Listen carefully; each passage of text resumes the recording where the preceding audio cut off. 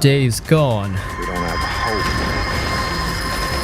for a better life. Alright, at this point, Days Gone has, well, it's aged like a friggin' beast. It's a post-apocalyptic, open-world game where you're just a guy, his bike, and a whole lot of zombies. But what makes it stand out is how personal and grounded it feels. It's not about saving the world, it's about surviving it. You play as Deacon St. John, a gruff, no-nonsense biker who's barely holding it together. The world's gone to hell, and he's still clinging to the hope that his wife, Sarah, might still be alive. But don't expect some cheesy, over-the-top action hero. Deacon's just a broken dude trying to keep going, and that gives the whole game this raw, human feel that a lot of post-apocalyptic stories miss. The open world is straight up gorgeous. You're out in the Oregon wilderness with forests, mountain roads, foggy marshes, and abandoned towns falling apart. But it's not just for show. The weather actually matters. Rain messes with your visibility, mud slows you down, and freakers are more aggressive at night, making every ride feel unpredictable. And the bike, yeah, it's not just for looks, it's your lifeline. You'll need it to get around, but you also gotta take care of it. Run out of fuel? Good luck hoofing it across the wilderness with freakers closing in. The bike feels like an extension of Deacon, which makes it way more meaningful than your average open world vehicle. Upgrading it with better speed, handling, and nitro boosts makes it feel like your own personal escape pod. But the real stars of Days Gone? The hordes. Good god, these things are freaking terrifying. You'll wander into a sawmill or a gas station, thinking you're clearing out a few freakers, and suddenly BAM! You're being chased by hundreds of them. And they don't just stumble around, they sprint, climb, and swarm you like a damn tidal wave. It's pure chaos. You'll set traps, chuck molotovs, and pray you've got enough ammo to make it out. The combat itself is satisfying as hell. You'll use everything you've got, guns, melee weapons, crossbows, and explosives, but ammo is constantly running low, so you gotta be smart. There's also stealth, which actually works well here. Sneaking through enemy camps, silently taking out raiders, or using freakers to wipe out rival factions never gets old. And even with all the action, Days Gone still hits you in the feels. The relationship between Deacon and Boozer is surprisingly genuine, two broken guys leaning on each other. Boozer's struggle with his injuries and Deacon's constant guilt make their friendship feel real, not just another side character subplot stuff. Days Gone is one of those games that sneaks up on you. You go in expecting another zombie game, but what you get is a grounded, emotional story about loss, hope, and survival. And the more time you spend with it, the more it hooks you. It's gritty, messy, and doesn't pull any punches, making it one of the most underrated open world experiences out there. If you missed it at launch, you owe it to yourself to play it now. What does it matter if everyone else is dead?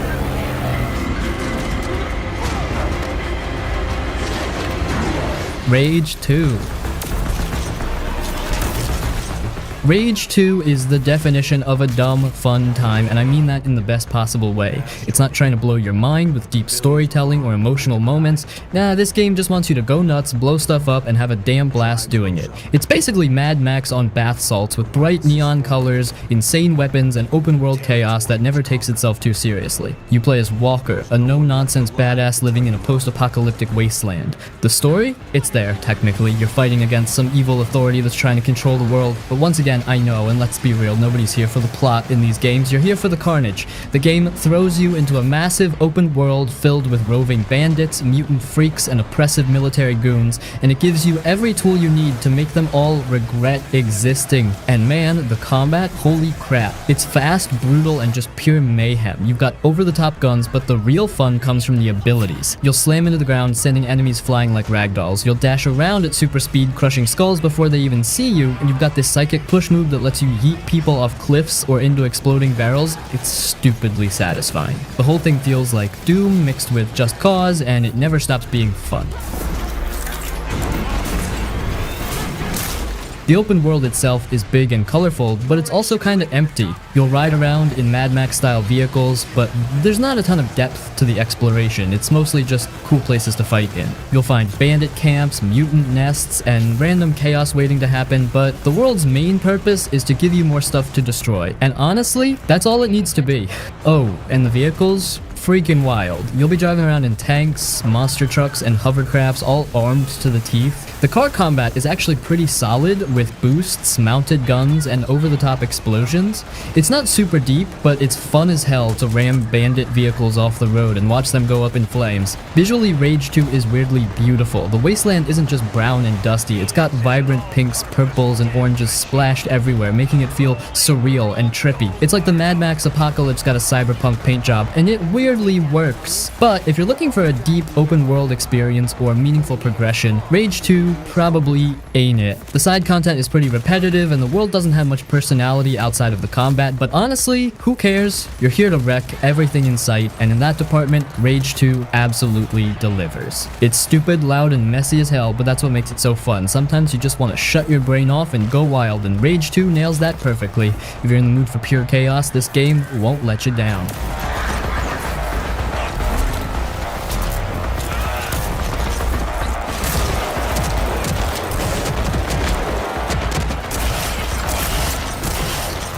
Horizon Zero Dawn Remastered. With the recent remaster, Horizon Zero Dawn is an amazing game. Now, even though it wasn't very much needed, but well, it's good enough. Anyways, let's talk about the game. So, Horizon Zero Dawn is one of those games that sticks with you long after you've finished it. It's not just the incredible open world or the intense combat, it's the way everything comes together to create an experience that feels fresh and unique, even in a genre full of heavy hitters. You play as Aloy, an outcast from birth who sets out to uncover the secrets of her past while exploring a world ruled by massive robotic creatures. The setting is jaw-dropping, a post-apocalyptic future where humanity has reverted to tribal societies and towering machines roam the land. It's a mix of ancient and futuristic that somehow feels completely believable. The combat is where Horizon really shines. You're not just running and guns blazing, you've got to think strategically, using traps, elemental arrows, and Aloy's spear to take down these mechanical beasts. Every encounter feels like a puzzle. Do you aim for their weak points, hack them to fight on your side, or set up a trap and wait? It's up to you, and it never stops being satisfying. The world itself is stunning. From snowy mountains to dense jungles and sprawling deserts, every area feels alive. The machines are beautifully designed, and each one has its own behavior and weaknesses, which makes exploring feel like a constant adventure. Add in the dynamic day-night cycle and weather effects, and you've got a world you'll want to get lost in. The story is another highlight. It starts small. Aloy just wants to know where she came from, but it grows into this epic tale of survival, mystery, and the clash between humans and machines. The way the game unravels its lore is masterful, dropping breadcrumbs through logs, recordings, and conversations that slowly reveal the history of the world. If there's one thing that could trip you up, it's the pacing. The main story is fantastic, but some side quests can feel like filler. That said, the game offers so much variety in its activities, hunting machines, exploring ruins, or just taking in the sights that it's easy to overlook the occasional lull. Horizon Zero Dawn isn't just another open world game, it's a standout. With its unique setting, incredible combat, and a story that keeps you hooked, it's a must-play for anyone who loves action RPGs. Aloy's journey is one you won't forget.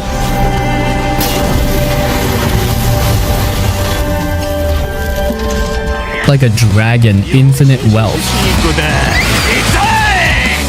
So this time, the story picks up right where Like a Dragon Yakuza 7 left off. Our boy Ishin Kasuga is back, and now the action takes him to Hawaii.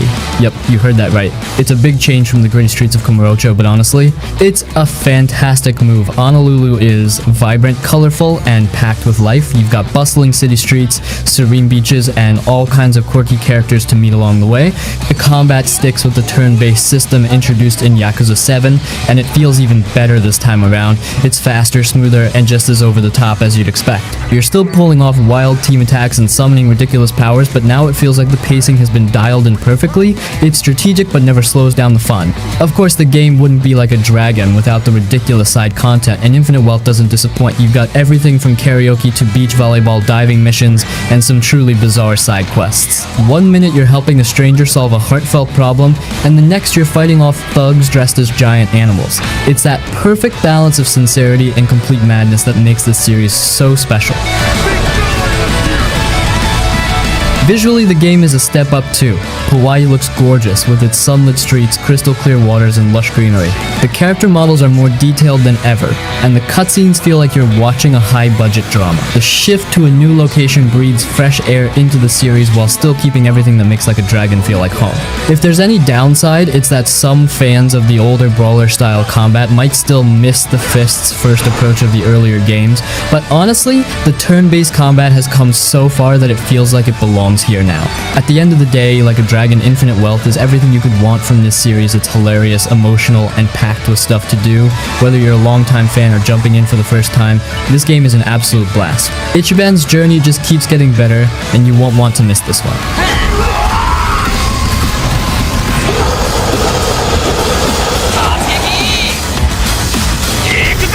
Fallout 4. A man she anything but talk. This is one of those games that can completely take over your life if you let it. It's massive, it's packed with stuff to do, and it's set in a post-apocalyptic world that somehow manages to be both bleak and full of charm. You start off in a surprisingly normal setting, your cozy little home in pre-apocalypse America until the bombs drop and you're thrust into the wasteland 200 years later. You're searching for your missing son, but let's be real, the main story is just one part of what makes Fallout 4 so addicting. The real magic happens when you start exploring.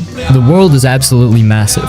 The Commonwealth, as it's called, is filled with crumbling buildings, eerie ruins, and all kinds of crazy characters. You'll stumble across factions like the Brotherhood of Steel, the Railroad, and the Minutemen, each with their own goals and philosophies. Whether you want to play as a hero, a villain, or just someone out for themselves, the game gives you the freedom to shape your story. The combat is a huge step up from previous Fallout games. It's faster, smoother, and just more fun overall. The VAT system, where you can slow down time and target specific body parts, is back, and it feels as satisfying as ever, especially when you land a critical shot that sends an enemy flying.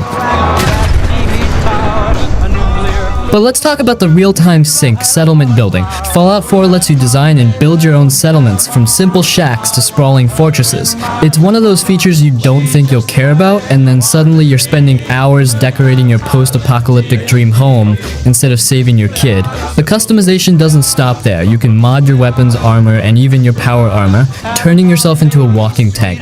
The crafting system is deep but not so complicated that it feels overwhelming.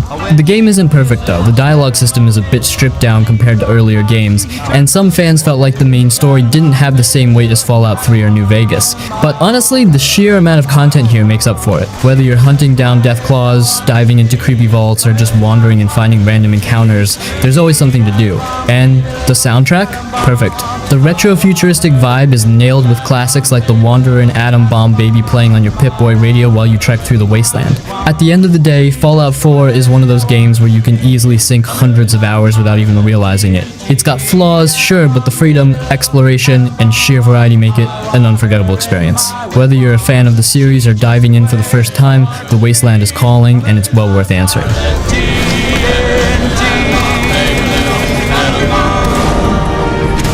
Mad Max. Mad Max is one of the most slept-on open-world games out there. Seriously, if you love games with gritty worlds, brutal combat, and badass vehicles, you're missing out if you haven't played this one. It's set in the Mad Max universe, which basically means desert wastelands, violent warlords, and total chaos. You play as Max, just a broken dude trying to survive in a world gone to hell. The story is simple but effective. Max gets ambushed by Scrotus, a warlord with a face only a mother could punch, and has to rebuild his car, the magnum opus, to take him down. But it's not just about revenge. The whole game is about surviving the wasteland, which is honestly half the fun. Now, the car combat is where this game really shines. You're tearing across the desert, ramming into enemy vehicles, and blowing them up with harpoons and flamethrowers. And bro, it never gets old. You can hook enemy cars with a harpoon and yank the driver out, or rip their tires off and watch them spin out of control. You'll plow through convoys, take out massive war rigs, and leave flaming wreckage in your wake. It's pure chaos in the best way possible.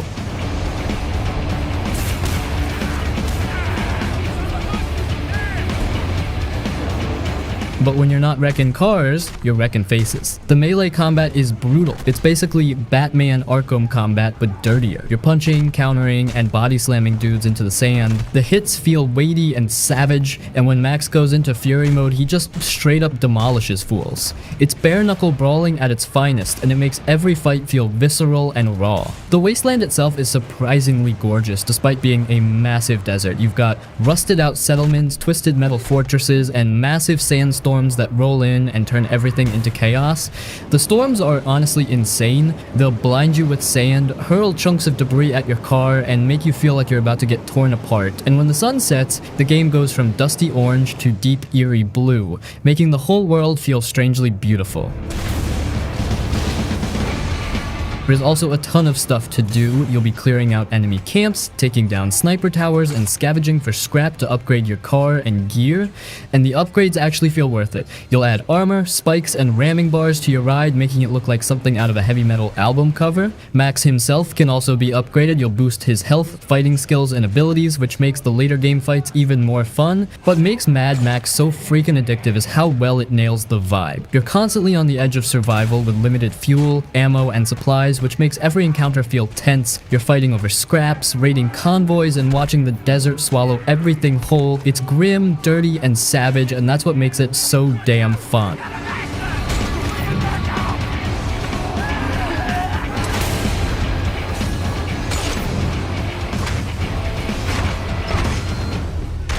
Just Cause 3.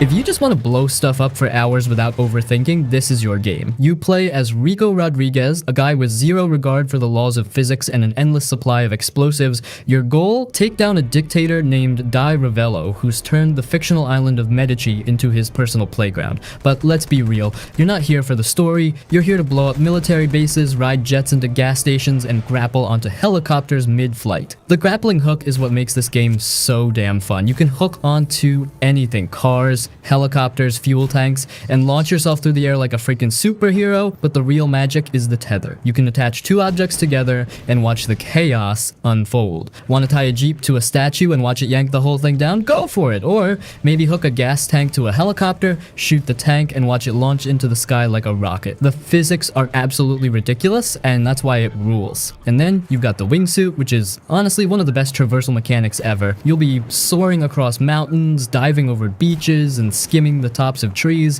When you combine the wingsuit with the grapple, you're basically Spider-Man with explosives. It's so fluid and fun that you'll end up ignoring vehicles half the time just because grappling and gliding is way faster. But don't worry, the vehicles still slap. You've got sports cars, tanks, boats, and fighter jets all just lying around. And since there are no rules, you can just grab a jet, crash it into a base, and wingsuit away like nothing happened. The game rewards you for being reckless, and it never gets old. And the world itself is stunning. Medici is massive, with beautiful beaches, mountain ranges, and Mediterranean towns. You'll be flying over turquoise waters one minute, then paragliding through rocky canyons the next. The visuals still hold up, and the explosions make it even prettier. But what makes Just Cause 3 so damn addictive is how it lets you mess around. The game doesn't care if you ignore the story for 10 hours just to launch cows into the ocean with your grappling hook. You can blow up bridges just because it looks cool, or tether enemy soldiers to helicopters and watch them fly away screaming. It's pure dumb fun, and that's exactly why it rocks.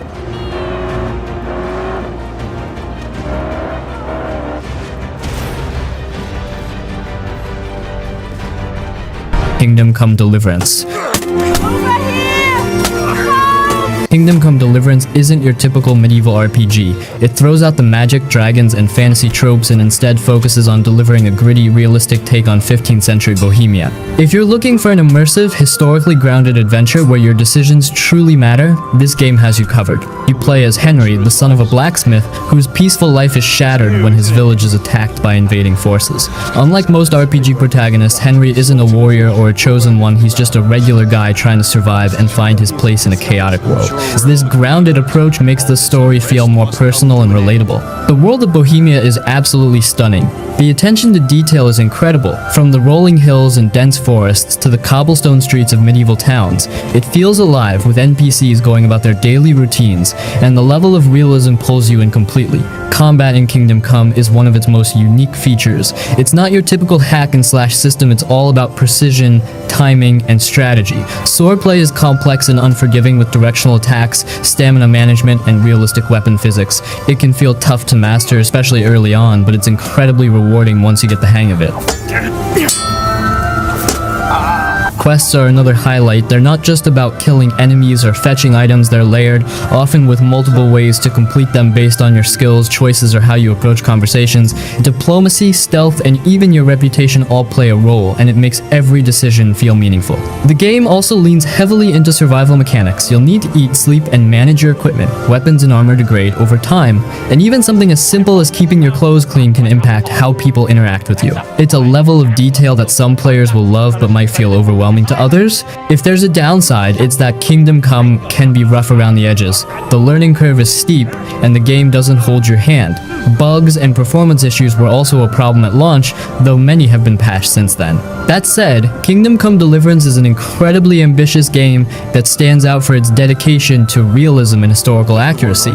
It's a slow burn, but if you're willing to put in the time, it offers one of the most immersive RPG experiences out there. Whether you're sneaking into a castle, learning the intricacies of sword fighting, or simply wandering the countryside, it's a game that rewards patience and curiosity. If you've ever wanted to experience what life might have been like in medieval Europe, warts and all, this is as close as it gets.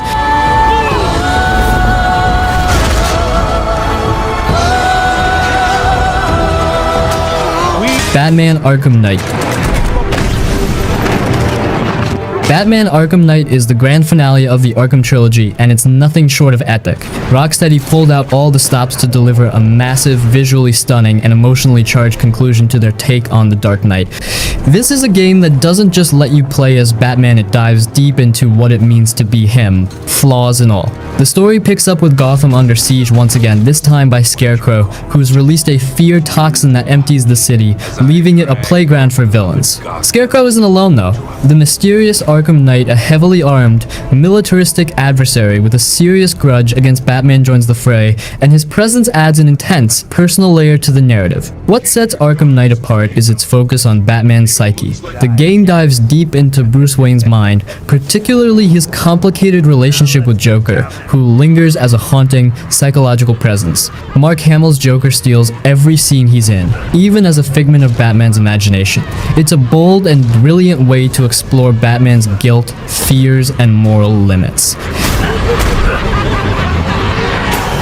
Gotham is bigger and more detailed than ever before, with a sprawling cityscape that's a joy to explore. Gliding through the streets, grappling to rooftops, and swooping down on unsuspecting criminals feels as good as it did in Arkham City, but now it's enhanced by the addition of the Batmobile. The Batmobile, though, is where opinions get split. On one hand, it's a blast to use in high-speed chases and puzzle-solving sequences, giving you a new way to interact with Gotham. On the other hand, the tank combat sections can feel a bit overdone. They're cool at first, but start to drag when they keep popping up as major parts of the story.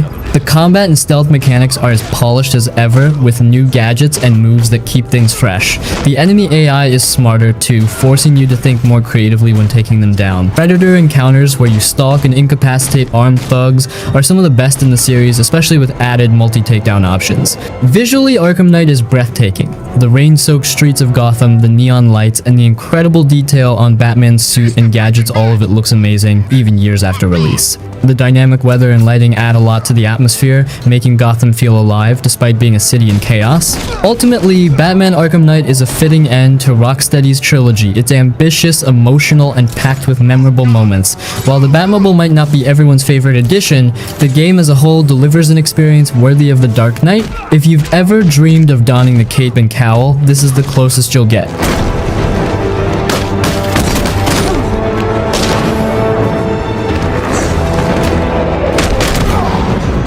Outer Wilds. Outer Wilds is one of those rare games that makes you feel like a true explorer. From the moment you wake up by the campfire staring up at a sky full of endless possibilities, you're not just playing a game, you're stepping into a universe filled with mystery, wonder, and discovery.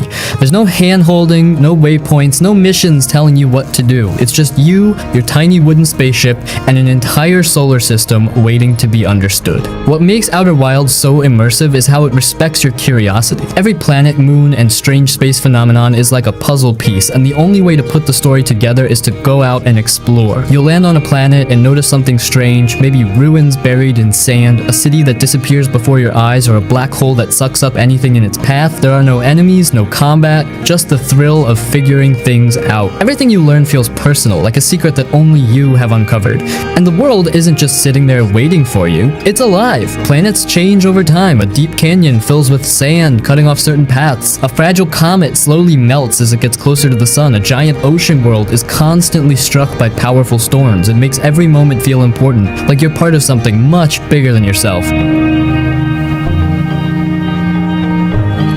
But Outer Wilds isn't just about exploring cool planets. At the heart of it all is a deep emotional mystery. You're stuck in a time loop reliving the last 22 minutes before the sun explodes. Every loop, you wake up at the campfire again, knowing that the universe will end soon. It's both terrifying and beautiful. There's no way to stop it, but maybe, just maybe, you can understand why it's happening, and that's where the real magic of the game comes in. Learning the truth about the ancient race that came before, their search for something greater, and what it all means for you. The music, the art style, the writing, it all comes together perfectly to create a sense of loneliness, wonder, and adventure. The simple act of sitting by a fire, roasting marshmallows while staring at the stars, can feel just as meaningful as uncovering some huge secret hidden deep in space. The game doesn't just tell you a story, it makes you feel like you are truly living it. By the time you reach the end of Outer Wilds, you won't just remember it as a game, you'll remember it as a journey, an experience that sticks with you long after the credits roll. It's the kind of game that makes you think about life, time, and the beauty of discovery. If you ever wanted to feel like a real astronaut exploring the unknown, this is the closest you'll ever get.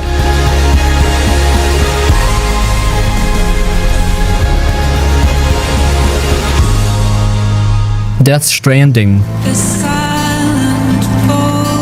Imagine a future where the world is broken, cities are empty, and people are too afraid to go outside. Strange, ghost-like creatures roam the land, and when it rains, everything it touches ages super fast. In this lonely world, you play as Sam Porter Bridges, a man with a big job, to deliver supplies, reconnect people, and help rebuild the world one step at a time. Walking might sound simple and too boring, you must think, but in Death Stranding, every step matters. The world is rough and full of dangers. You have to carefully climb mountains, cross deep rivers, and balance heavy packages on your back. If you carry too much, you might fall, and if you lose control, your cargo could be ruined. Even a simple trip from one place to another feels like a real journey, because you have to think about every move you make. The game makes you feel like you're actually out there, surviving in a world that doesn't care about you. But what makes the game really special is how lonely yet connected it feels. Most of the time you're alone, walking through huge empty landscapes with no people around, but other players leave behind helpful things, like ladders to climb steep cliffs, or ropes to help you down a mountain. You never see them, but their kindness makes the world feel more immersive, engaging, and real. I mean, it's like you're not the only one trying to fix this broken place.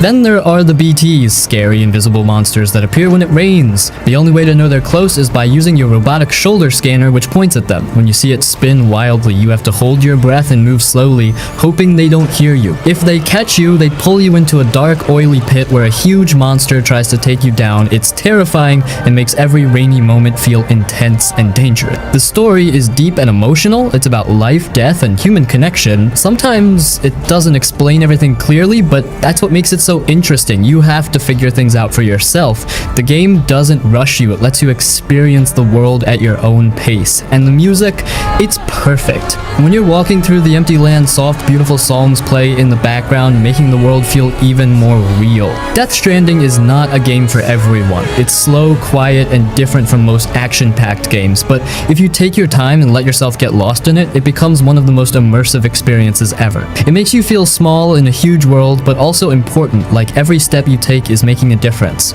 It's a journey that sticks with you even after the game is over.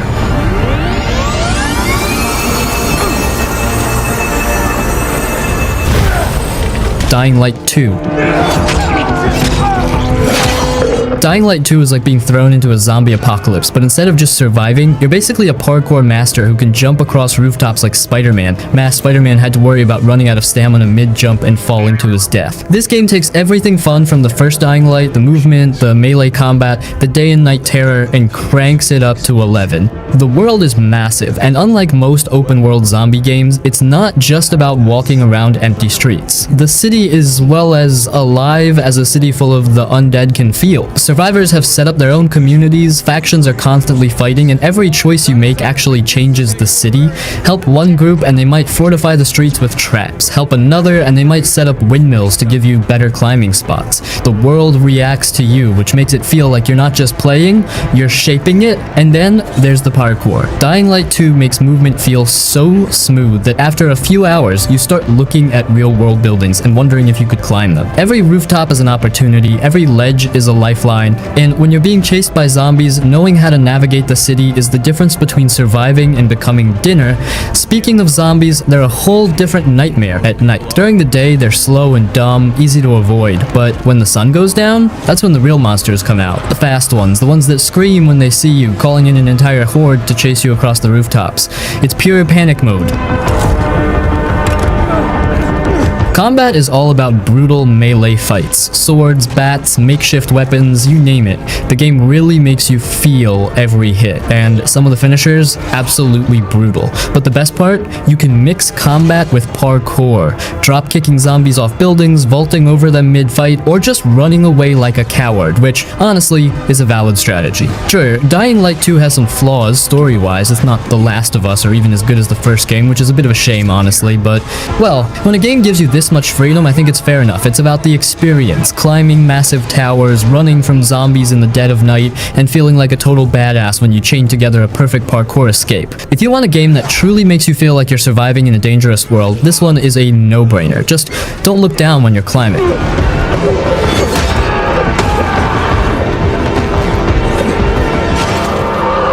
Witcher 3. The Witcher 3 is like the gold standard for RPG stories, but Witcher 3 hits different. Like, yeah, it's a giant open world full of monsters and war and weird stuff happening in the woods, but deep down, this is just the story of a grumpy old monster hunter trying to find his adopted daughter. That's it. That's the heart, and it's so freaking good. You play as Geralt. White hair, yellow eyes, voiced like he smokes 300 cigarettes a day, but under all that tough guy stuff, he's actually a softie. He's just really, really bad at showing it. The whole game kicks off with him trying to find Ciri, who's kind of like his kid, even though he's not her real dad. She's in danger, and there's this spooky group called the Wild Hunt chasing her down. So you're like, alright, time to go full dad mode and save my girl. Elder blood flows in Ciri's veins. But while you're doing all this dad detective stuff, you also get pulled into literally everything else happening in the world, and the writing is so good, you want to get pulled in. One minute you're chasing leads about Ciri, the next you're helping a dude haunted by a ghost baby, like what? It sounds crazy, but somehow it all fits. You want my help?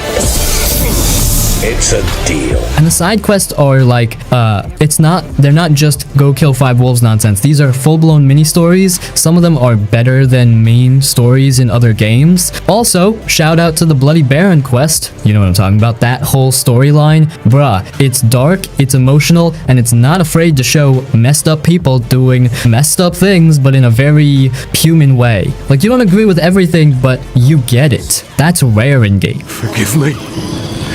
You came, but who I did not embrace. And then there's the ending, or, well, endings, plural. What happens to Ciri, to Yennefer, to the world? Depends on how you handled stuff. And the moment you realize what ending you got, whew. Now don't fuck this up.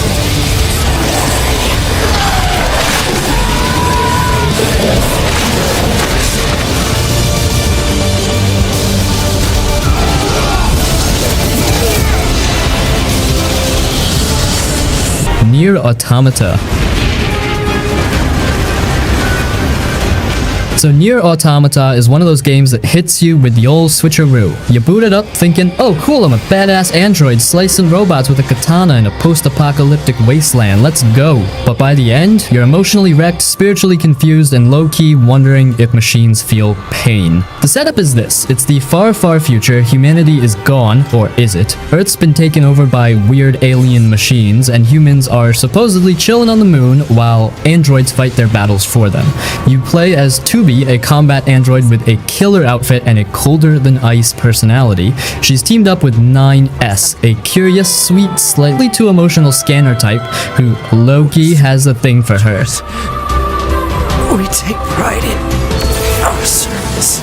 So yeah, robots fighting robots. Simple, right? But of course not. This game peels back layers. The more you play, the more you realize nothing is what it seems. The bad guys, the machines, they start building religions, trying to be human, forming families, even begging for peace. Some of them wear makeup. One starts a philosophy club. It's unhinged, but also kind of heartbreaking. That's just the beginning. Because the stuff with Nier Automata is that it doesn't just tell you a story. It makes you live it. You're not just watching characters suffer. You are the character suffering. You finish the game once, think it's over, and then the game's like, haha, sit down, buddy. That was Route A. You've got more truths to uncover. And the more you play, the more it shatters your expectation. You go from 2B to 9S to A2 and watch everything fall apart in different ways. It's like reliving the same tragedy from three sides. You feel it all.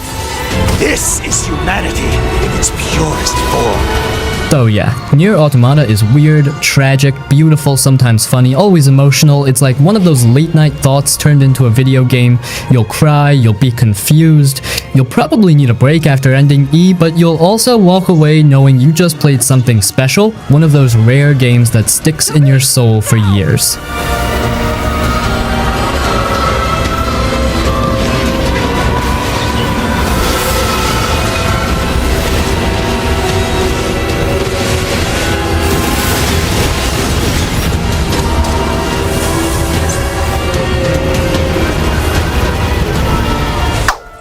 The Elder Scrolls Skyrim.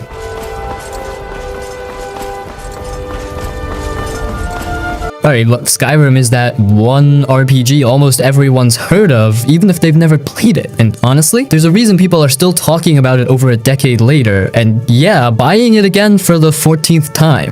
You start the game as a prisoner, classic Elder Scrolls move, seconds away from getting your head chopped off. Then, boom, dragon attack. Chaos breaks out, you escape, and pretty soon you find out you're the Dragonborn, someone who can absorb dragon souls and yell magical words so hard it sends people flying. No big deal. From there, you're pretty much free to do whatever the hell you want. Want to follow the main story and fight ancient dragons? Cool! Want to join a guild of sneaky assassins or become a powerful mage? Go for it. Prefer to just run around stealing cheese wheels and adopting orphans? Sure, why not? Skyrim doesn't care how you play, it just wants you to explore and live your own little fantasy life. The world is huge and beautiful in that rugged Nordic kind of way. Snowy mountains, haunted ruins, cozy little villages. It's got that I'll just explore for 10 more minutes vibe, and then suddenly it's 3 AM. There are quests everywhere, and even the small ones can lead to cool stories or weird moments, like getting drunk with a stranger and waking up in a temple with a goat you borrowed. And we gotta talk about mods. The modding community for Skyrim is insane. People have added new quests, better graphics, whole new regions, even turned the game into freaking Star Wars. On PC, it's basically a never-ending game. No Man's Sky.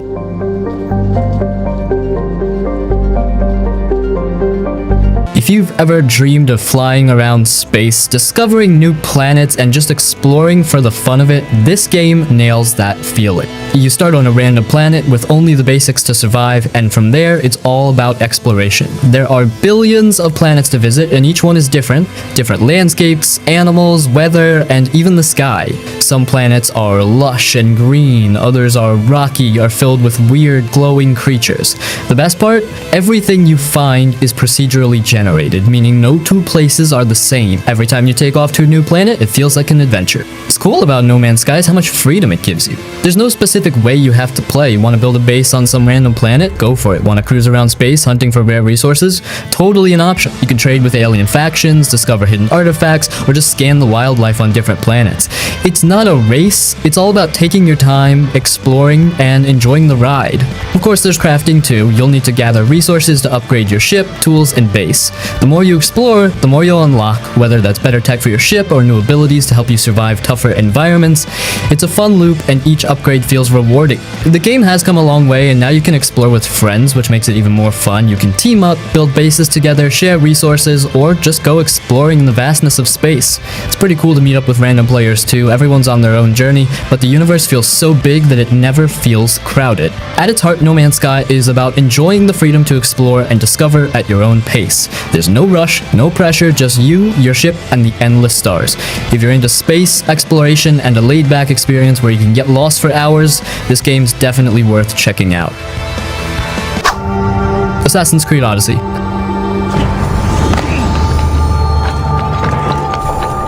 Assassin's Creed Odyssey takes the series to a whole new level, mixing traditional stealth-based gameplay with deep RPG elements and an epic open world. Set in ancient Greece during the Peloponnesian War, the game gives you the chance to explore one of the most beautifully recreated historical settings ever. The world in Assassin's Creed Odyssey is massive. Greece feels alive and expansive with sprawling cities, ancient ruins, lush forests, and a beautiful coastline. You can explore the entire map at your own pace, hopping between islands and territories as you go. The game's stunning visuals make it feel like you're walking through a living museum, with the architecture, landscapes, and attention to detail all helping to immerse you in the ancient world. The RPG elements are a huge upgrade compared to previous entries. You're not just an assassin seeking around, you're a mercenary with the power to shape your own destiny. You can choose your character's abilities, specialize in different combat styles, and make choices that impact the story. Whether you want to go full warrior, focusing on melee combat, or build a more stealthy bow and arrow focused playstyle, Odyssey gives you the tools to customize how you approach the world. The combat itself is fast, fluid, and satisfying. It's not just about sneaking up on enemies anymore. You can go full on hack and slash, pulling off brutal combos and special abilities, or you can take the tactical approach using your bow from a distance, or sneaking around to take out targets quietly. There's also a big emphasis on naval combat, which brings back the iconic ship battles that Assassin's Creed 2 Black Flag introduced. You'll spend time upgrading your ship, recruiting crew members, and sailing through the Aegean Sea. Engaging in high seas battles, Assassin's Creed Odyssey also brings back the exploration and discovery aspects that the series is known for. There's no minimap telling you exactly where to go for every mission. You have to actually look for things and explore the world around you. It adds an element of adventure that makes the game feel more immersive, and if you're someone who loves historical settings, the game nails it. The attention to detail in the world and the way it brings ancient Greece to life is something special. The Legend of Zelda Breath of the Wild.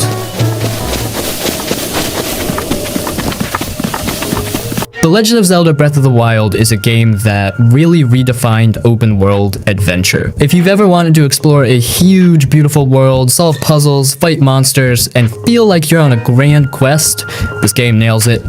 You play as Link, who wakes up from a long slumber to find Hyrule in ruins, with the kingdom on the brink of being overtaken by a dark force called Calamity Ganon. The goal is simple: defeat Ganon and save the kingdom. But what makes Breath of the Wild special is the way it lets you take on that quest. You can go wherever you want, do whatever you want, and tackle the main objective at your own pace. There's no strict linear progression. You're free to explore the vast open world right from the start. The world itself is massive, and every inch of it feels like something new to discover. You can climb almost anything, whether it's the side of a mountain, a tall tower, or even a tree. There's no limit to how you explore, and that freedom makes the world feel endless. Whether you're gliding through the air on your paraglider, cooking up a delicious meal, or solving a puzzle in a hidden shrine, there's always something to do, and it's all rewarding. Combat in Breath of the Wild is also a lot of fun. You can use a wide variety of weapons, from swords and shields to bows and spears. Each weapon has a different feel, and some even break after use, so you'll need to be smart about what you carry and how you approach fights. The game encourages you to be creative, using the environment to your advantage. You can set grass on fire to trap enemies, throw bombs, or even use elemental attacks to exploit weaknesses. One of the coolest features is the game's physics engine. The way the world reacts to your actions is super satisfying. For example, if there's a thunderstorm, metal weapons can attract lightning, making them a dangerous choice during that time. You can also use your magnetism powers to move metal objects, which opens up a ton of puzzle-solving possibilities. It's one of those games where the more you play, the more tricks you learn about how the world works. The story is simple but effective. It's about saving the kingdom, sure, but the heart of Breath of the Wild is in the exploration and discovery. You get small pieces of the past and hints about what happened to Hyrule through memories and environmental storytelling, but it's really about your journey and the experiences you have along the way. Hogwarts Legacy. So, have you ever dreamed of just like being at Hogwarts? Wandering the halls, attending classes, learning spells? This game lets you do that. It's an open world action RPG set in the Harry Potter universe, but it's not just a rehash of the books. It's a whole new story, and it's pretty cool. You're a student at Hogwarts, but it's the late 1800s, so it's a different time, and you've got this special ability you can see and mess with ancient magic. The story revolves around this ancient magic, what it is, and who's trying to use it for their own purposes. You're trying to figure it all out, and of course, you get caught up in all sorts of wizarding drama.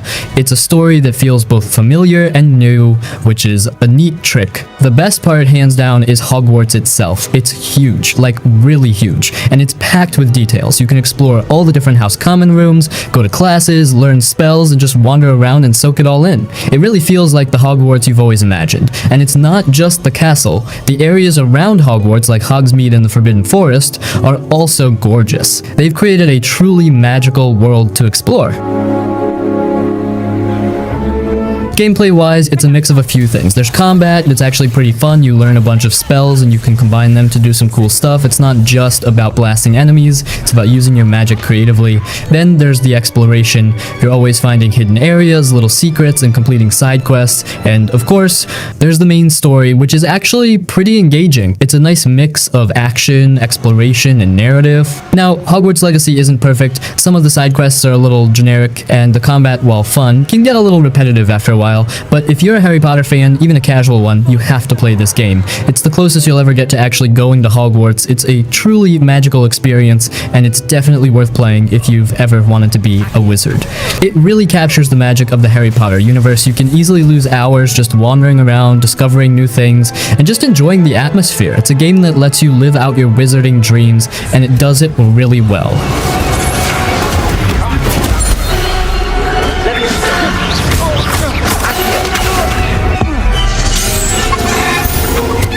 Final Fantasy 15. This game is like a road trip with your best friends, but, you know, with giant monsters and saving the world thrown in. FF15, it's an action RPG, but it's really focused on the relationships between the characters, and it's got a surprisingly emotional story.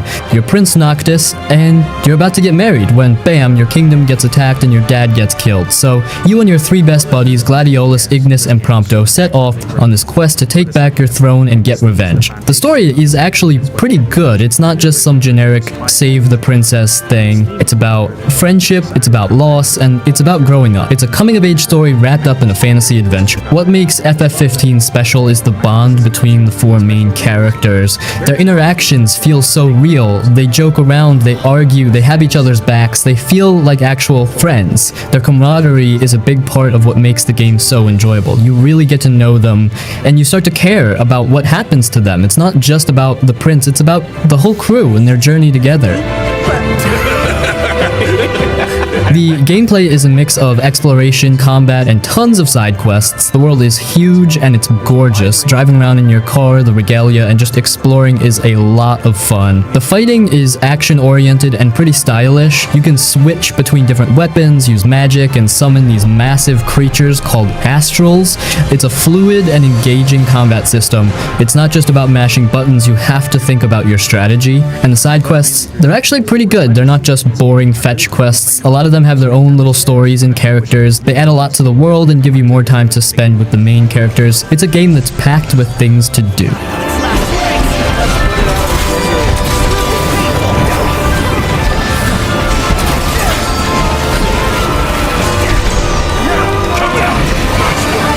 Red Dead Redemption 2.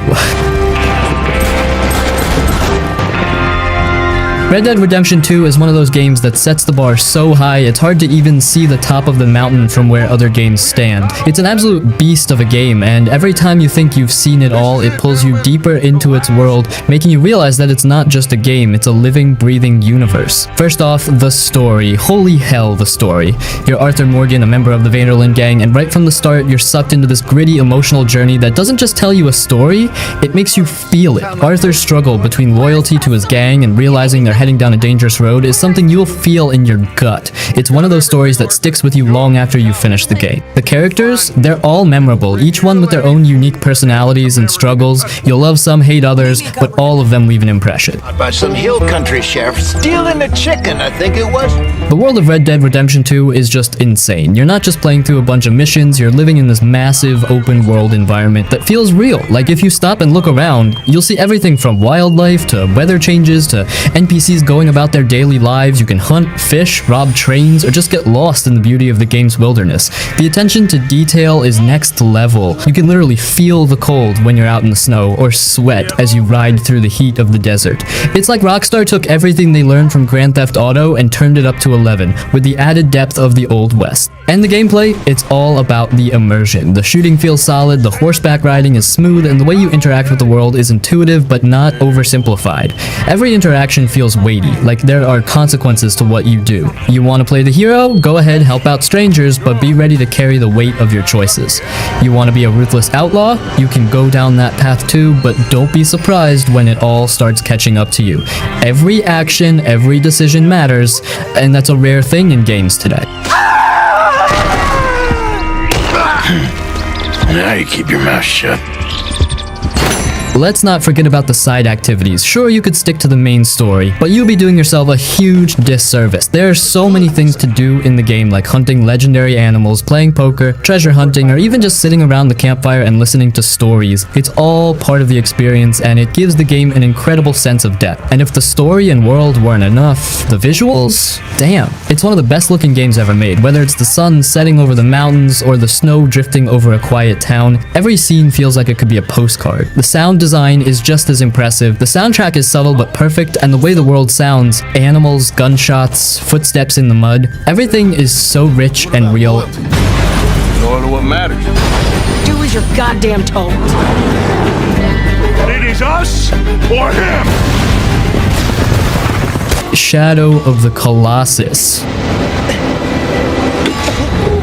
Man, this game is something else. So picture this, you're in this huge beautiful world, just you and your horse, and what are you doing? Oh, just taking down massive towering colossi, like bigger than buildings, with nothing but your wits and a sword. No armies, no sidekicks, just you, alone. It's kind of like you're playing a game where you're the underdog, but not just any underdog, an underdog who's fighting giants. It's not all hack and slash though, no, you've got to climb these giants, figure out their weak spots, and take them down in the most epic way possible. It feels more like a puzzle, but one that gets your heart racing, because each Colossus is a fight for survival. You can't just button mash your way through. It's all about strategy and patience.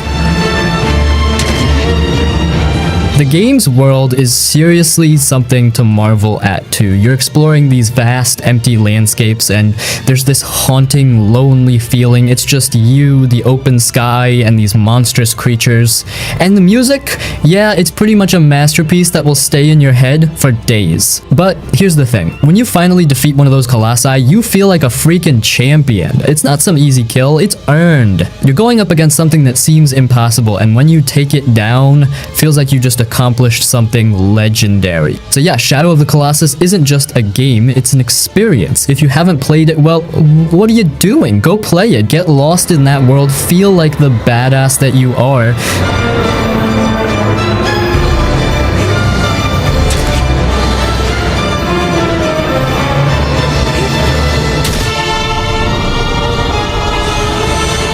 Spider-Man 2018.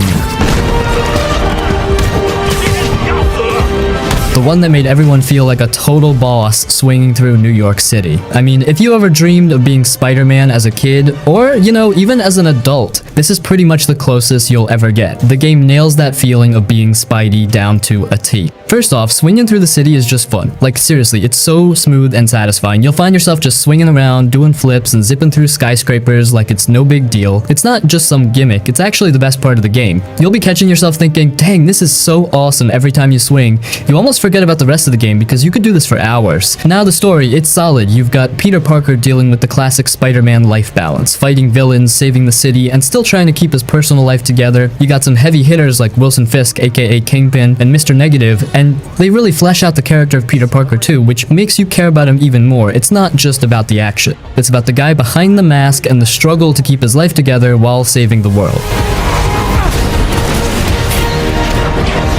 The combat is, oh man, it's smooth. You're dodging attacks, throwing punches, kicking enemies into walls, and webbing them up like a pro. You feel like you're in a fight scene from a Spider-Man movie, and it never gets old. You're not just a punching bag for bad guys, you're badass, taking them down in style. The visuals are gorgeous too. New York feels alive. It's a massive playground full of little details, from the crowds on the streets to the gorgeous skyline at sunset. You'll catch yourself stopping mid-swing just to appreciate how freaking good everything looks. And then the upgrades. You get to customize your suits and abilities so you can mix things up and really feel like you're evolving as Spider-Man. Plus, the variety of suits is awesome. You got everything from the classic red and blue to some really unique designs from the comics. It's like Halloween, but every day. So yeah, Spider-Man 2018 is pretty much a dream come true for any Spidey fan. Great story, awesome gameplay, and the feeling of actually being Spider-Man in a living, breathing New York City. If you haven't played it yet, do yourself a favor, swing into this one. You won't regret it.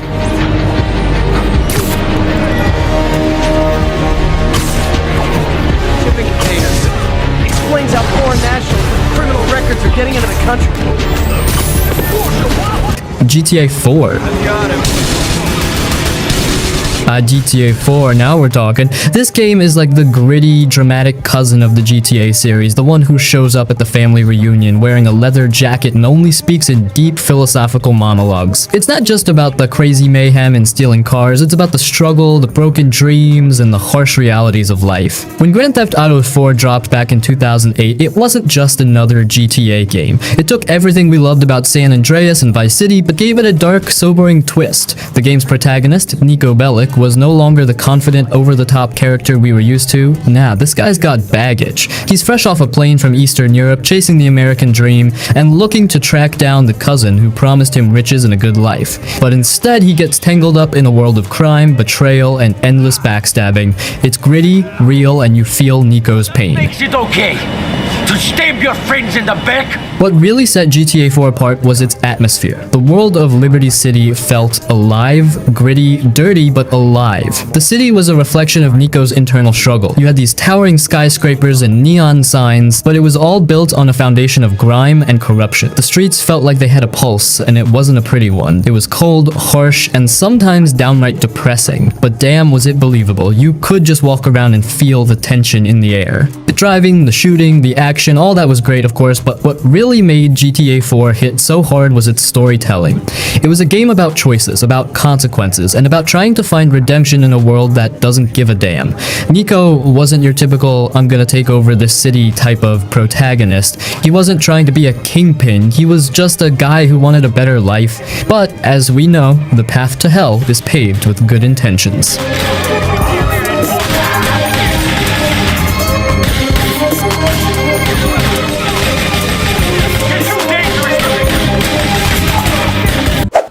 Yakuza Like a Dragon, Ishin. Yakuza Like a Dragon Ishin is a game that takes you way back in time to old Japan, like samurai days. Think of it as a historical action-adventure, but with all the crazy over-the-top stuff the Yakuza games are known for. It's a spin-off, so it's not exactly like the modern Yakuza games. This one's set in the 1860, a time of big changes and samurai running the show. It's like being a samurai during a really interesting and important time in Japanese history. The game sucks you right in, and a lot of that is because of where it's set. Kyoto in the 1860s is brought to life with some awesome detail. You can wander through busy markets, visit peaceful temples, and check out all the different parts of the city. It really feels like you're walking around old Japan. They did a great job making it look and sound like that time, from the buildings to the clothes people wear. It's a cool place to explore, and there's always something new to see. The people you meet are another reason the game's so immersive. You play as Sakamoto Ryoma, a samurai who's out for revenge. He's a well-rounded character, and you'll get to know him pretty well as you play. You'll also run into a bunch of other characters, some of them based on real people from history. They've all got their own reasons for doing what they do, and their conversations are a highlight. The story's got drama, laughs, and some touching moments, and you'll get invested in what happens to these folks. Fighting in Ishin is a blast. It's a mix of sword fighting, shooting guns, and even some bare-knuckle brawling. You can switch between different fighting styles, and each one has its own strengths. Learning the moves and using them the right way is key to winning fights. The battles are quick and exciting, and they're a lot of fun to watch and play. You'll definitely feel like a samurai as you chop and slice your way through enemies. The story in Ishin is really interesting and has a lot of twists and turns. It's about revenge, loyalty, and politics. It's based on Japanese history, but they've added some fictional stuff to make it more dramatic. You'll get pulled into the world of samurai and politics, and you'll be eager to see what happens next. The story is well written and keeps you guessing. Yakuza Like a Dragon, Ishin is a good fit for anyone who likes action games, samurai stories, or Japanese history. It's a unique and immersive experience that mixes historical fiction with the crazy action and memorable characters the Yakuza series is famous for. It's like a trip back in time to a really interesting part of Japanese history, and it's a trip you won't forget anytime soon. It's a chance to see a different side of the Yakuza world, and it's a chance to get lost in a world of samurai, secrets, and historical drama. It's a pretty special and unforgettable game. The Outward. Outward is a unique open-world RPG that emphasizes survival, exploration, and player choice. It's not about being a chosen one or a powerful hero from the start. You're just a regular person trying to make their way in a harsh and unforgiving world. It's a game that's challenging, rewarding, and deeply immersive for those who appreciate a more realistic and grounded approach to fantasy. What makes Outward immersive is its focus on realism and survival. You'll need to manage your hunger, thirst, sleep, and even your temperature. Exploring the world can be dangerous as you'll face harsh weather conditions, challenging enemies, and the constant threat of disease. You'll need to prepare for your journeys carefully, packing the right supplies and choosing your gear wisely. It's a game that makes you feel like you're truly living in this world, and it's incredibly rewarding when you overcome a difficult challenge. The world of Ori is vast and varied, with diverse landscapes ranging from lush forests to arid deserts. Exploring this world is a key part of the experience as you discover hidden locations, uncover ancient ruins, and encounter a variety of factions and characters. The game doesn't hold your hand. It encourages you to explore at your own pace and discover its secrets. It's a world that feels alive and dynamic with its own history, lore, and political tensions. The combat in Outward is challenging and requires strategy. It's not just about button mashing. You'll need to learn enemy attack patterns, use your weapons effectively, and make use of your surroundings. Magic is also available, but it requires careful preparation and resource management. You'll need to craft potions, learn spells, and choose your equipment wisely. Combat is often difficult, but it's also incredibly satisfying when you finally defeat a tough enemy. The story in Outward is more emergent than narrative-driven. There's no grand quest or chosen one prophecy. Instead, you create your own story through your choices and actions. You can join different factions, undertake various quests, and shape your own destiny. The game emphasizes player freedom, and it's up to you to decide what kind of character you want to be. Ghost of Tsushima. Ghost of Tsushima is one of those games that just pulls you in and keeps you there. It's not even just the combat or the story, it's the whole vibe. You're out there riding across this massive island with the wind guiding you instead of a map marker, and it just feels peaceful. But then, 5 minutes later, you're slicing through a group of bandits with your katana, and it's all intense and gritty.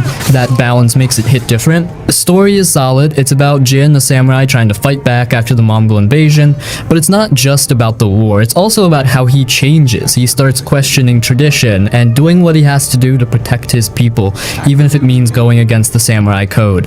The way it's told feels grounded, and the voice acting, especially in Japanese, is really well done. Combat is clean. You can go full stealth or walk up and challenge enemies face to face like a true samurai. Both styles work. Parrying and dodging feels smooth, and when you get the timing right, it just feels good. The standoffs are badass too. You wait, time it right, and take down a dude in one clean strike. This version, the director's cut, also includes the Iki Island DLC, and it's not just some throwaway extra. The new island has its own vibe, more emotional stuff for Jin's backstory, and some tough fights. It adds a nice chunk of content if you already played the base game. Visually, it's crazy how pretty this game is, like just riding through a forest with all the leaves falling or seeing the sunset over a field of flowers, you catch yourself stopping just to take it in. It's probably one of the best looking games on PS5, and the 60 FPS boost makes it feel even better.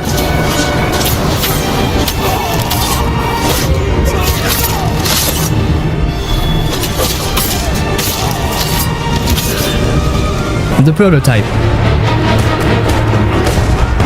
Now this is what happens when a hack and slash game decides it doesn't need swords, just pure carnage. Prototype is one of those games that just feels violent in the best way possible. You're not some noble warrior or demon hunter, you're Alex Mercer, a walking biological weapon who can slice, smash, and tear through anything in your path. This game doesn't care about looking flashy or stylish, it's all about raw, destructive power, and damn does it deliver. The story is actually pretty interesting. Alex wakes up in a morgue with no memory of how he got there, but suddenly he's got insane shape-shifting powers, and a whole city full of people who either want to kill him or get the hell away from him. Manhattan is being overrun by a mysterious virus, and Alex is right in the middle of it, trying to figure out what happened to him, while also getting way too comfortable turning people into chunks of meat.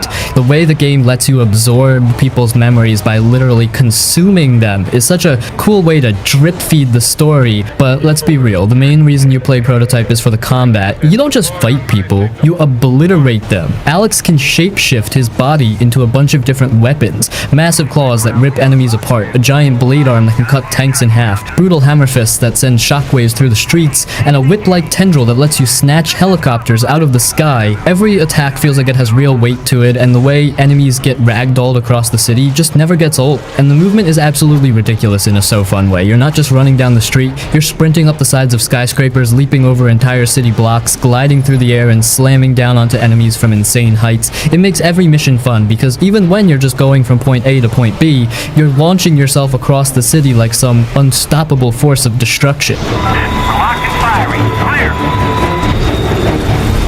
The enemy variety is solid too. You've got military forces constantly trying to take you down with tanks and helicopters, plus these grotesque infected monsters that turn New York into a war zone. The game keeps things hectic, and since you can steal vehicles, hijack weapons, and absorb enemies to disguise yourself, there are so many ways to approach combat. Visually, yeah, it's a bit rough around the edges, but the sheer chaos on screen makes up for it. The city gets wrecked as the infection spreads, and by the end, Manhattan looks like a battlefield straight out of a horror movie. And while the game doesn't have a deep emotional story, Alex Mercer himself is just cool. He's not some heroic figure, he's an anti-hero with no problems slaughtering everything in his way, and that ruthless attitude makes him stand out from other action game protagonists. You know, if there's one complaint, it's that the side missions can get repetitive. A lot of them boil down to go here, kill everything, but honestly, that's Prototype in a nutshell. It's not about complex mechanics or deep storytelling, it's about being an absolute monster, wrecking an entire city, and feeling unstoppable while doing it. If you want a hack and slash game that ditches swords and elegance for pure destruction, Prototype is exactly what you're looking for.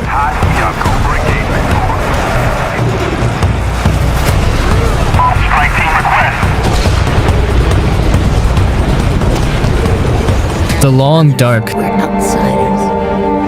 Like you. The Long Dark is one of those games that quietly sneaks up on you, and before you know it, you're completely obsessed. You'll start off just trying to survive for a day or two, and suddenly it's been 15 hours and you're carefully rationing your last can of beans while hiding from a pack of wolves. It's slow, methodical, and brutally realistic, but somehow impossible to put down. The game drops you into the frozen wilderness of Canada after a mysterious geomagnetic event shuts down all technology. No cars, no phones, no help, just you, the freezing cold, and nature trying to kill you. You're not some super soldier or action hero, you're just an ordinary person, which makes every small victory feel massive. Finding a single can of soup or a worn out pair of gloves feels like winning the lottery, because everything in this game is out to get you, the weather, the wildlife, and even your own poor planning. The atmosphere is absolutely haunting, the world is quiet, eerie, and lonely, no music, just the howling wind, the crunch of snow under your boots, and the distant howl of wolves that immediately makes you clutch your rifle a little tighter. The visuals are simple but beautiful. The stylized painterly art style makes the world look like a frozen painting with vibrant sunsets, frozen lakes, and snow-covered forests. But don't let the beauty fool you, this game is downright merciless. The survival mechanics are the real star of the show. You'll need to constantly manage your temperature, hunger, thirst, and fatigue, and every decision feels like it matters. Do you risk crossing a frozen lake to reach a cabin, or do you play it safe and stick to the forest even though it'll take twice as long? Do you eat your last candy bar now, or save it for when you're truly starving? The game never holds your hand, it just throws you into the wilderness and watches you struggle. And the wildlife? Oh man, it's not here for decoration, it's here to end you. Wolves will stalk you relentlessly, and if you get too close, they'll rush you without hesitation. If you survive the fight, you'll probably still bleed out unless you patch yourself up fast. And then there are the bears, which are just terrifying. The moment you spot one in the distance, you'll start planning your escape route, because you definitely don't want to run into one without a rifle. But it's not just about fighting to survive, it's about adapting and thriving. You'll learn to hunt deer, set traps for rabbits, and carefully craft clothing from animal pelts to stay warm. You'll scavenge abandoned cabins, carefully search cars, and loot whatever supplies you can find. And the longer you survive, the more self-sufficient you become. You'll start building makeshift shelters, repairing clothes, and cooking meals over a fire. It's slow, deliberate survival, and that's what makes it so addictive. The game also features a story mode called Wintermute, which adds more structure and character-driven narrative. You play as Will Mackenzie, a bush pilot who crash lands in the wilderness after the mysterious event. As you search for your missing passenger, you'll explore the frozen landscape, meet other survivors, and uncover the secrets of what caused the event. The story is emotional and atmospheric, but the real star of the game is still the survival experience itself.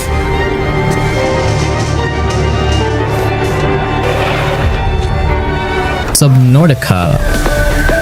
Scans indicate this location. Okay, so this game is something else. Imagine crashing your spaceship on a planet that's completely covered in water. No land, just ocean as far as the eye can see. That's Subnautica. You're stuck in this little escaped pod, basically a floating tin can, and your first priority is just staying alive. You've got to figure out where to find drinkable water, what's edible and what's going to poison you instantly, and how to not suffocate while exploring underwater. It's a pretty frantic start, but once you get past the initial survival panic, the real fun begins: exploring. This ocean is massive, and it's absolutely stunning. You've got these vibrant coral reefs teeming with alien fish, kelp forests that are way bigger than any kelp forest on Earth, and these deep, dark trenches where you have no idea what's lurking. Seriously, the first time you encounter a Reaper Leviathan, terrifying, absolutely terrifying. It's a beautiful world, but it's also full of these creatures that are both fascinating and incredibly dangerous. You're not just swimming around aimlessly though, you're constantly crafting stuff. You start with basic tools, but as you explore and find blueprints, you can build all sorts of amazing things. Better diving gear so you can go deeper, scanners to learn about the local flora and fauna, and eventually you can even build submarines, like actual submarines that you can pilot around the ocean. It's so cool. You're constantly gathering resources, figuring out new recipes, and trying to improve your chances of survival. There's a story woven into all of this too. It's not a typical story with cutscenes and dialogue, it's more subtle. You find clues scattered around the ocean, learn about what happened to the planet and the people who were here before you, and gradually piece together the mystery. It's a really clever way to tell a story, and it makes exploring even more rewarding. Honestly, Subnautica is just incredibly immersive. You really feel like you're exploring this alien world. It's beautiful, it's scary, it's addictive, and it's full of surprises. It's one of those games that you can easily lose hours in, just swimming around, discovering new things, and trying not to get eaten. If you like open world games, survival games, or just games that make you feel like you're on a real adventure, you absolutely have to play Subnautica. It's an experience you won't forget.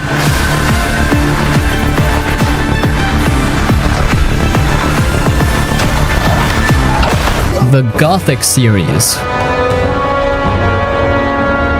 Let's talk about Gothic, the game that greets new players by punching them in the face and stealing their lunch money. You start as some nameless dude thrown into a brutal prison colony full of bandits, monsters, and angry NPCs who don't even pretend to like you. You try to talk to someone, they insult you. You try to fight, you get wrecked. You try to pick up a weapon, good luck even swinging it properly. The controls feel like they were designed by someone who actively despises human beings, and the combat, it makes Kingdom Come Deliverance look like Devil May Cry. At first, everything about Gothic screams you are not welcome here. The world is harsh, the enemies are relentless, and the game basically expects you to suffer for a few hours before you start having fun. It's like an old school RPG boot camp. But here's the twist. Once you survive that brutal learning curve, this game becomes one of the most immersive RPGs ever. What fate The world isn't just some open sandbox full of quest markers and pointless NPCs. Every character has a life, a job, and an actual reason to exist. If you pick a fight, people remember it. If you steal something, the guards don't magically forget in 5 minutes. They'll chase you down and beat the crap out of you. The world feels alive, and unlike most RPGs where you start as the chosen hero, in Gothic you start as a nobody, and you have to earn your place. And that combat, yeah, it sucks at first, but once you learn it, once you figure out the rhythm of fights and actually train your character, suddenly you go from being a punching bag to a one-man army. You start feeling like you actually deserve every bit of power you get. So, if you're tired of modern RPGs spoon-feeding you everything and want a game that treats you like a lost child in the woods, give Gothic a shot. Just be ready to suffer first. Yes. He is destined to be a hero. LA Noire. This is the most underrated game from Rockstar. LA Noire is a detective game set in Los Angeles in the 1940s. You play as Cole Phelps, a cop who wants to solve crimes and clean up the city. But things aren't that simple. LA is full of corruption, secrets, and lies. And the more you investigate, the more you realize that even the police can't be trusted. Also, one of the first things I'd love to mention is the atmosphere. Man, this game really makes you feel like you're in the 1940s. Even graphically, the lighting and everything fit that colorful yet old school vibe of Los Angeles. One of my favorite aspects of this game. But anyway, this isn't an action game where you run around shooting people all the time. Instead, it's about finding clues, asking questions, and figuring out the truth. After a crime happens, you visit the scene, look for evidence, and talk to witnesses and suspects. But here's the cool part, people lie. You have to watch their faces closely to see if they're telling the truth or hiding something. Their eyes might shift, they might fidget, or they might look too confident. If you catch a lie, you can press them for the truth, or even accuse them. The game takes you through different police departments, from small street crimes to big murder cases. As you solve more cases, you get promoted, but you also get dragged into a bigger mystery about the dark side of LA. The city looks amazing, with classic cars, old-style buildings, and a film noir vibe that makes everything feel like an old detective movie. There is some action too. Sometimes suspects run and you have to chase them on foot or in a car. Other times things get dangerous and you have to shoot criminals in intense gunfights. But the real challenge is solving cases. If you mess up, you might accuse the wrong person or let the real criminal go free. The story is serious and deep. Cole Phelps isn't a perfect hero. He has his own secrets, and as the game goes on, you start to see his flaws. The people around him also have their own agendas, and by the end, you realize that being a cop in LA isn't just about doing the right thing, it's about surviving in a world full of lies. If you love detective stories, crime mysteries, and making tough choices, LA Noire is a game you should try. It's slow, smart, and makes you think like a real detective.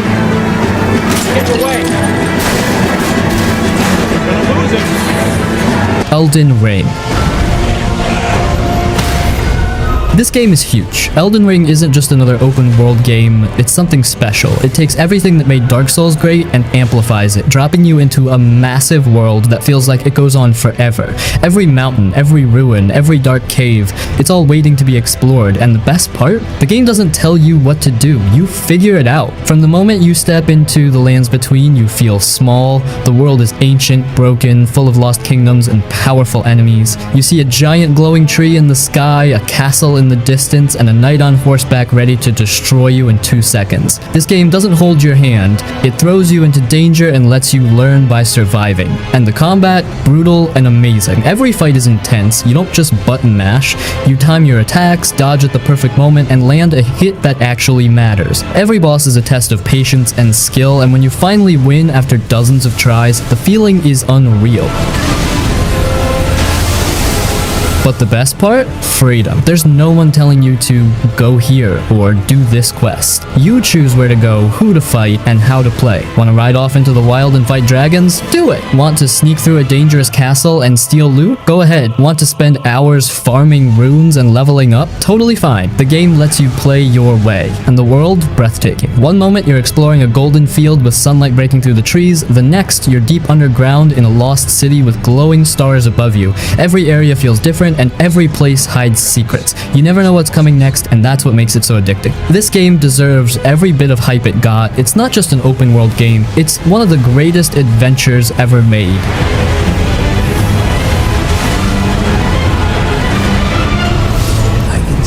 The Pathless. Picture this, you're in a massive open world, full of mystical forests, giant ruins, and mountains that seem to go on forever. But there's no map, no markers, no long list of boring objectives. It's just you, your bow, and your eagle, and you gotta trust your instincts to find your way. You play as the hunter, a skilled archer sent to a land that's been cursed by a dark force. The world is dying, and giant, raging spirits are spreading the curse everywhere. Your job? Break the curse and restore the light. But this isn't just about fighting, it's about moving, exploring, and feeling free. The coolest part? You never stop moving. There's no slow walking, no clunky climbing. You shoot special talismans in the air to gain speed, and every shot makes you glide across the world faster. You're running, jumping, flipping, and before you know it, you're flying through the landscape with your eagle by your side. It's smooth, fast, and feels amazing. And that eagle? It's your best friend. It helps you soar through the air, solve puzzles, and reach places you couldn't on your own. You have to take care of it, clean off the corruption when it gets hurt, and trust it completely. This game isn't just about action, it's about connection. The world is full of mysteries. Ancient ruins hide puzzles, hidden paths lead to secrets, and giant cursed beasts roam the land. When you're ready, you take them on. Huge boss battles where you chase them, dodge their attacks, and use your archery skills to bring them down.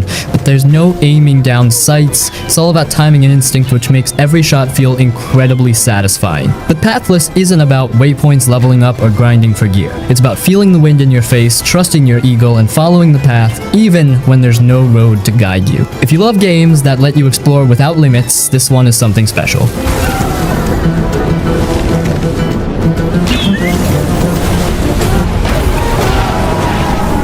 Middle-earth: Shadow of War. You are Talion, a warrior with a powerful elf spirit inside him. Your goal is simple: build an army and take down Sauron. But this is not just a normal fight. You are not just a soldier, you are a leader of war. The world is huge. There are mountains, dark fortresses, burning lands, and everywhere you go, there are orcs, battles, and danger. Some orcs fear you, some want revenge, and some just won't die no matter how many times you defeat them. Fighting is fast and brutal. You swing your sword, shoot arrows, and jump across battlefields like a true warrior. You can freeze time, teleport, summon beasts, and even bend the minds of your enemies. You don't just fight, you control the battlefield.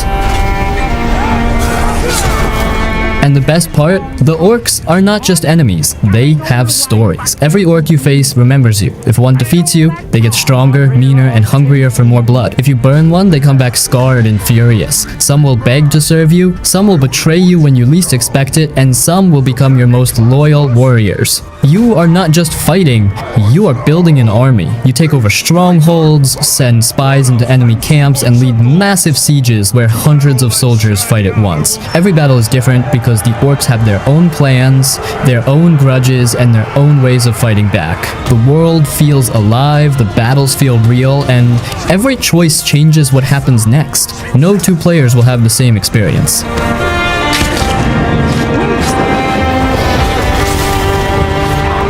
Assassin's Creed Black Flag.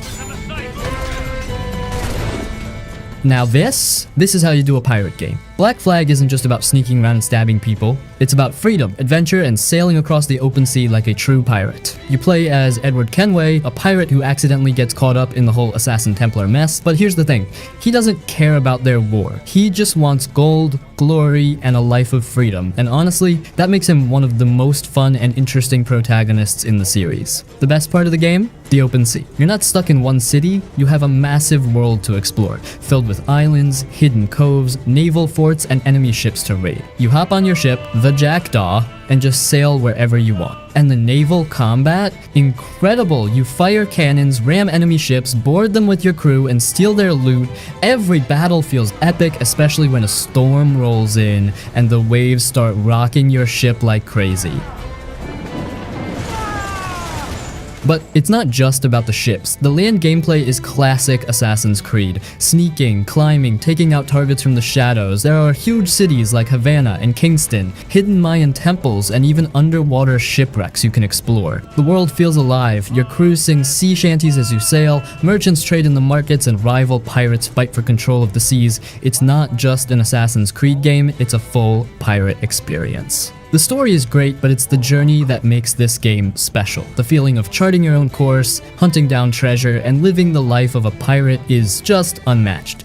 If you love pirates, open world exploration, or just great action games, Black Flag is one of the best Assassin's Creed games ever made.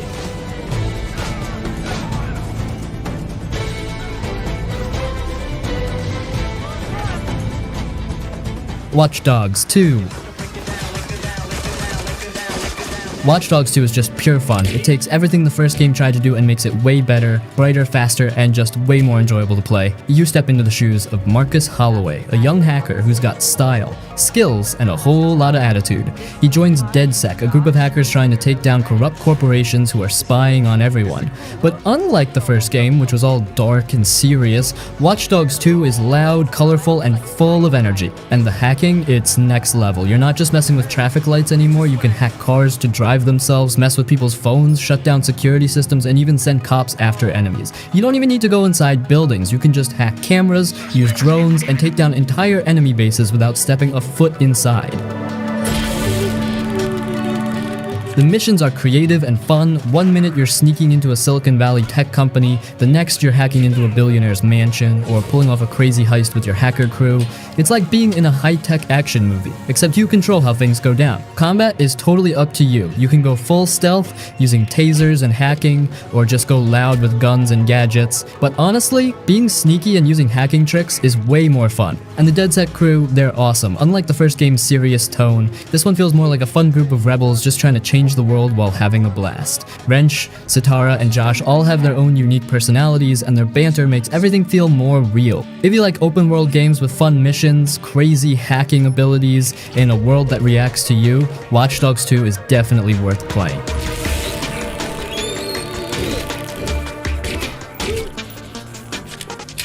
Dragon's Dogma Dark Arisen. It's kinda like Skyrim meets Dark Souls, but with its own wild twists. You play as the Arisen, a poor soul whose heart gets ripped out by a dragon, literally. But instead of dying, you're cursed to hunt the dragon down and get your heart back. Pretty metal, right? The story isn't the main draw here though. It's the world, the combat, and the absolute freedom it gives you that makes this game freaking special. Let's talk combat, because it's easily some of the best in any RPG. You've got swords, bows, and magic, but the real fun comes from how weighty and satisfying it all feels. Fighting big monsters is where this game really goes nuts. You're not just whacking away at a giant cyclops, you're climbing up its back, stabbing it in the eye, and hanging on for dear life as it tries to shake you off. It's basically Shadow of the Colossus combat, but with more freedom and way more chaos. And the magic spells? Insane. You can summon freaking tornadoes, call down meteors, or unleash a wall of fire that torches everything in sight. The visuals and effects make magic feel massive and destructive, not just some basic sparkles. And the melee classes are just as fun. You'll be vaulting over enemies, slashing through crowds, and pulling off crazy combos. But the pawn system is where Dragon's Dogma really stands out. You create a main pawn, basically an AI companion, and customize everything about them. Their appearance, voice, class, you build them from scratch. Then, while you're offline, other players can recruit your pawn into their world, and they'll gain experience and loot. It's a brilliant system that makes the world feel weirdly connected, even though it's a single-player game. And you can recruit other players' pawns too, which means you'll always have a squad of skilled fighters by your side. The open world is huge and dangerous. Unlike most RPGs where you can fast travel everywhere, Dragon's Dogma makes you work for it. You'll be trekking through forests, scaling cliffs, and crossing dangerous plains where you'll get jumped by bandits or chased by a griffin. And when night falls, it gets genuinely terrifying. The world goes pitch black and you can barely see more than a few feet ahead. You'll be stumbling around with a lantern while wolves and ghosts stalk you in the dark. It's tense as hell, and it makes the world feel way more dangerous. What makes Dragon's Dogma so damn special is how unpredictable it is. You'll be riding on a griffin's back thinking you've won the fight, only for it to randomly crash into a forest, turning the battle into a desperate ground fight. You'll be wandering at night only to get ambushed by a freaking chimera you weren't ready for. It's raw, unscripted chaos, and it makes every session feel different and exciting.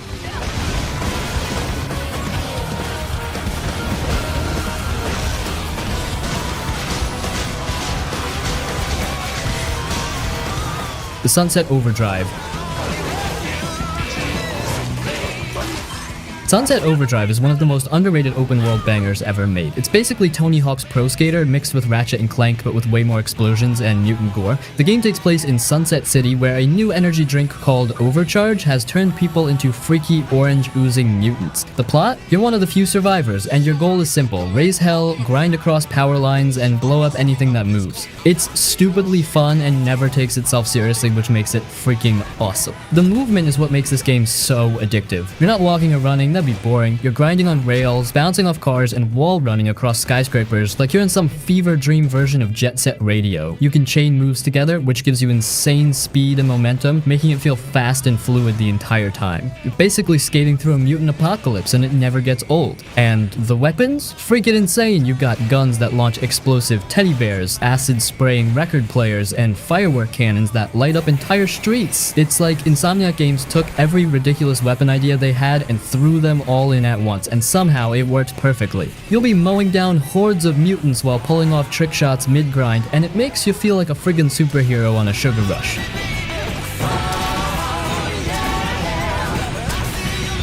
The enemies are just as wild. You've got mutants that explode into orange goo, massive bosses that hurl debris, and psychotic human factions trying to take you down. And the game throws them at you in waves, forcing you to stay on the move. If you slow down, you're done for. But the faster you go, the more stylish and chaotic the combat gets. The world itself is bright, colorful, and ridiculous. It's like someone spilled a giant bag of Skittles on a post-apocalypse. There are graffiti-covered skyscrapers, neon-lit factories, and over-the-top set pieces everywhere. You'll be grinding through roller coaster tracks, bouncing off inflatable billboards, and skating across power lines while the world explodes around you. It's pure, colorful mayhem. And the humor is on point. The game is constantly poking fun at gaming tropes and breaking the fourth wall. The characters make fun of side quests, joke about fetch missions, and roast game cliches in a way that actually feels funny instead of forced. It self-awares without being obnoxious, which makes it feel genuinely fresh. What makes Sunset Overdrive so freaking good is how it doesn't give a crap about realism. You're flying through the air, doing backflips, and blowing up mutant hordes with fireworks, and the game just wants you to have fun. There's no overly serious story, no boring downtime, just pure, fast-paced chaos.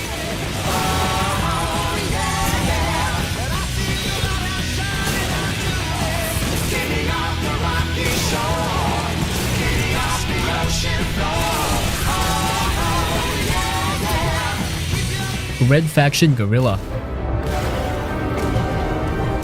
You play as Alec Mason, a regular dude who just wants to mine rocks on Mars, but somehow ends up leading a full-blown rebellion against the Earth Defense Force, EDF. Sounds serious, right? Nah, this game is all about blowing stuff up, and man, it does that perfectly. The destruction physics here are insane, even by today's standards. Every building, tower, and bridge is fully destructible, and it all collapses in real time. You're not just shooting at walls and watching them chip away. You can take out support beams, plant explosives, and watch entire buildings crumble in the most realistic, satisfying way possible. There's nothing better than rigging a massive tower with remote charges, detonating it from a distance, and seeing it slowly tip over and smash into the ground. It's pure chaos, and it freaking rules. Again, weapons are wild as well. You've got remote charges that stick to anything, rocket launchers, and the nano rifle, which dissolves enemies and objects into dust. The destruction gets crazier the longer you play. At some point, you'll unlock mechs that let you smash through entire bases like you're in a Godzilla movie.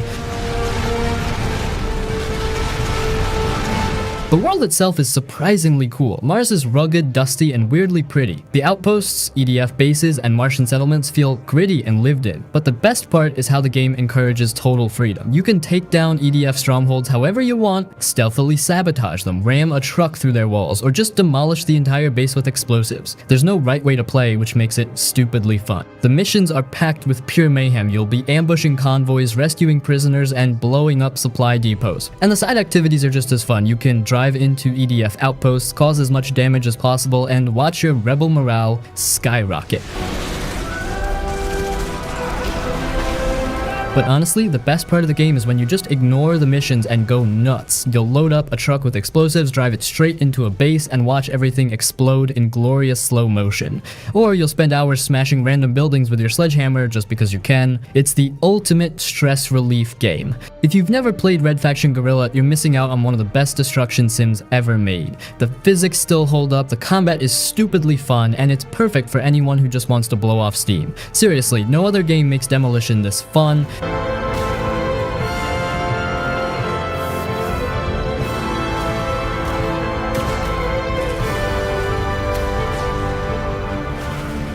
the Saboteur. Hang on.